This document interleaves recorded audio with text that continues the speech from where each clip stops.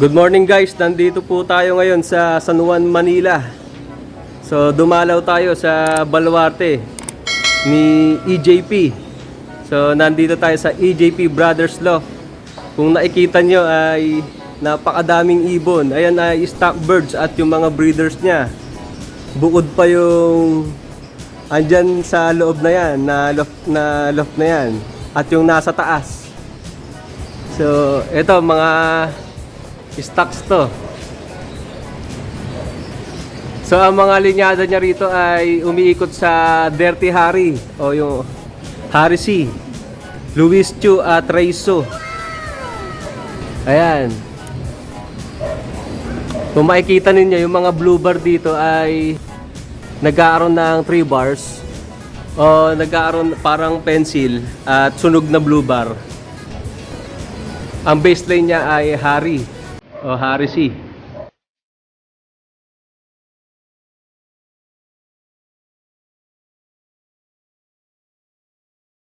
Ito ay Louis Chu. Ang ganda. Ayun. So mamaya titignan natin yung mga dumulo sa kanya o yung mga nanalo na ibon niya. Ayan, ang dami guys. So dumayo pa tayo rito sa San Juan, Manila para makita lang ang kanyang mga ibon.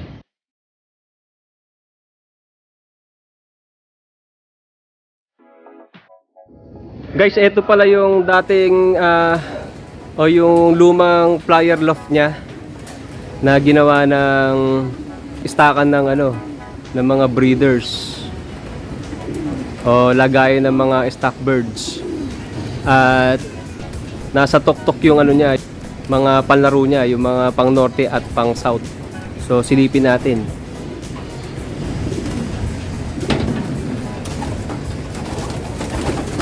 Ito.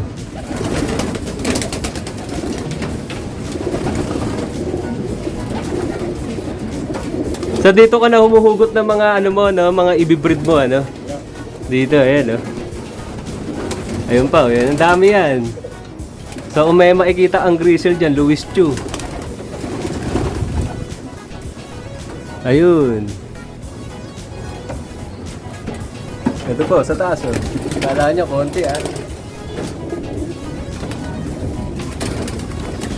So inuulit ko guys, ang mga linyada niya rito na umiikot, ang pinaka-baseline niya ay Harry C. At ang ibang linyada na ipinasok niya sa Harry C ay Reiso Bird o Reiso Line at Louis Chu. Guys, ito nga pala yung mga pictures nung mga nanalo niyang ibon na linyada ng Dirty Harry niya. So yung iba rito patay na. Etong tatlong nasa picture at eto ata patay na rin to. Pero yung iba dyan ay buhay pa. Mamaya titignan natin yan isa-isa. Ipapakita sa atin ni EJP. Ayun.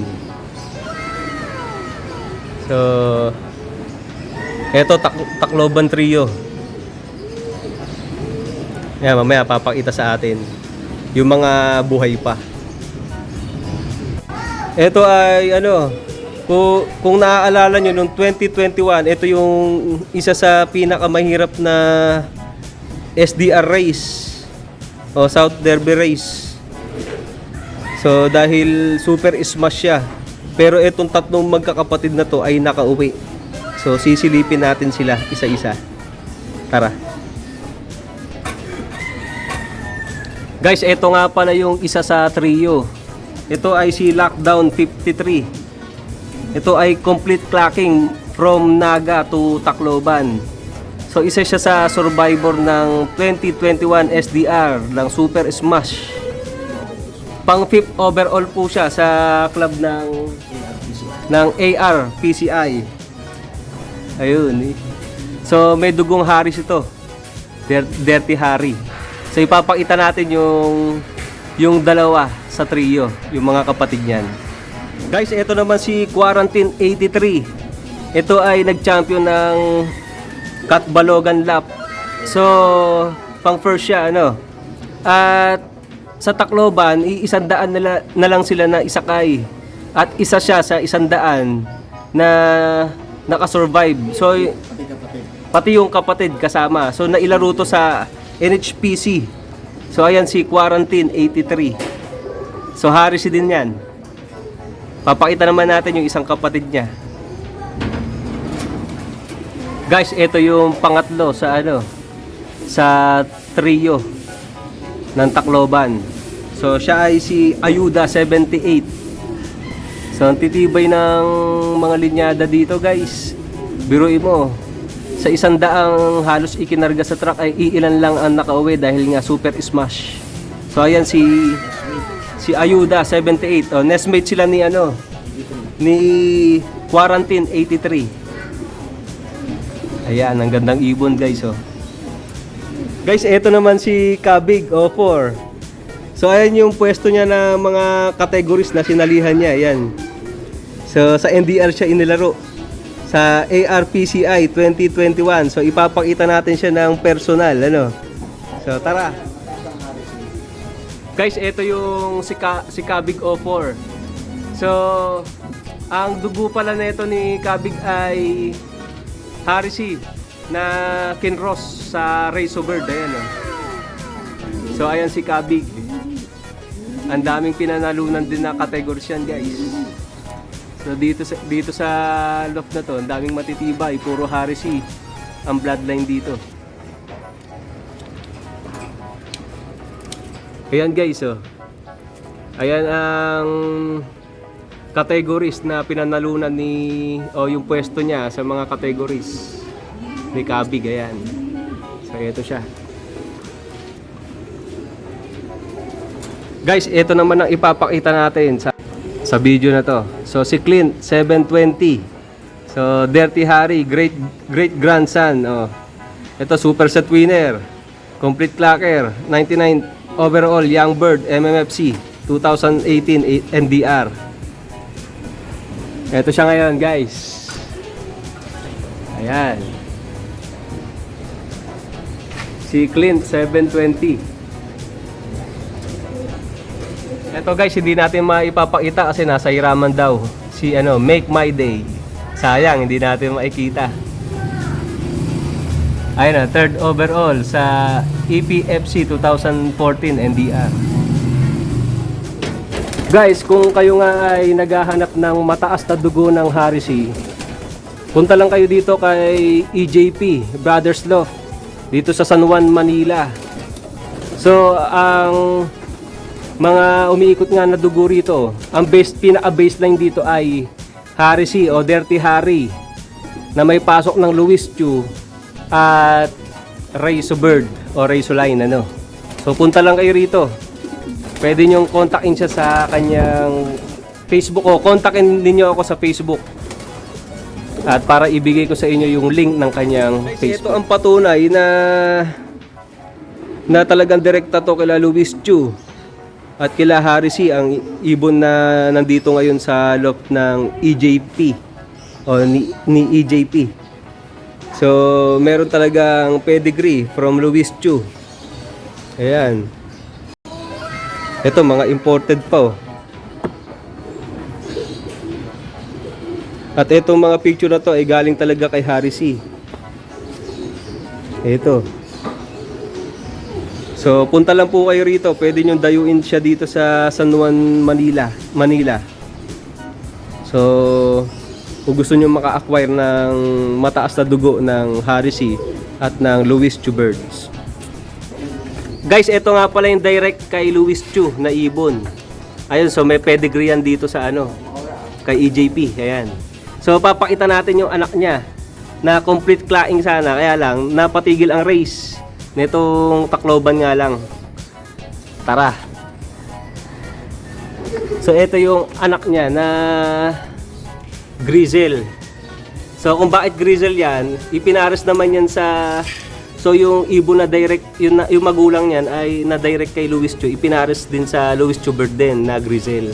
Kaya Grizzle ang lumabas. So tignan natin. Ayan. So sayang, complete claing daw yan, eh. Kaya lang, cancel naman ng ano, dahil sa bird flu. So, yan. So, sana ay yung peste na bird flu na yan ay mabura na, ano. Mabura na yung virus talaga. Pero siya ditong ano, Masili Line, tsaka Vandenbroek Jansen.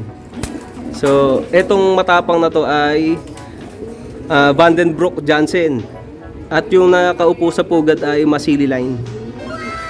So, ganda ng kulay, off color. Oh. Guys, marami pang mga ano rito, mga ibon na magaganda talaga. So, mahiyain lang talaga yung may-ari. Kaya hindi natin siya ma-feature dito sa vlog natin. Kaya ang ginagawa niya ay kinukwento niya na lang sa atin yung history ng ibon. At ako na mismo ang nagkikwento sa inyo habang kinukuha na natin yung ibon. Ayan, so ang dami dito. Sa mga nag-uumpisa ay payo ko lang, huwag kayong bili ng ibon. So kailangan quality, hindi quantity. Marami nga ang binili nyong ibon pero hindi naman subok. Tulad ni EJP, bumili mismo ng direkta kay Harry C. Ayan oh. Si Harry C mismo ang nag-breed at nagkarera na ito o naglipad na ito. Tulad na ito, yan. So, etong tatlong ibon na to ay direktang binili ni EJP kay Harry C. So, hindi ko na lang babanggitin ang presyo. Medyo talaga mahal, malaki ang presyo rito. Pero yung pera na pinabili rito ay sulit. Dahil nga quality yung ibon na to. Kaya kung kayo ay nag-uumpisa pa lang, huwag kayong bili ng bili na hindi nasubukan sa karera. Masasayang lang yung panahon ninyo, yung gastos ninyo at yung pag-aalaga ninyo kung ito naman ay hindi bibira sa dulo. So, sa mga gusto mag-acquired, ay punta lang dito sa EJP Loft. Guys, nandito naman tayo ngayon sa rooftop kung saan nakalagay yung flyer loft niya. Ito yung mga pang South Warriors niya ito. Ayan. Eh, may Luis Cho sigurado yung grizzle na yan. Oh. Ayan. Oh. Ayan, mga pang South yan. Andito naman yung pang North. Ayan, ang dami oh. Pang North sana oh. Pang North sana yan guys, kaya lang cancel nga ang North. Ito yung mga pang Norte niya. Ayan oh. Ito bang pang Norte mo ano? Ito yung cancel eh no? Sayang ano? Ayan, ito yung mga pang Norte niya. Ang lahi ng mga ibon niya rito, ang baseline niya ay Harry C. Dirty Harry kung tawagin. Ayan oh.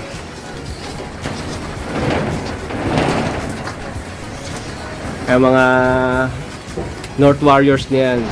Guys, meron nga pala siyang ano, Victor Lim. Ayun oh, parehong black check.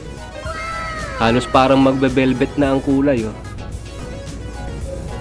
Ayun. Ang ganda. Ngayon lang natin nakita na meron palang Victor Lim dito. Guys, hanggang dito na lang ang video natin ngayong araw. Huwag kalimutang mag-subscribe, like and share. And don't forget to hit the notification bell para lagi kayong updated sa lahat ng videos na ilalabas ko. God bless.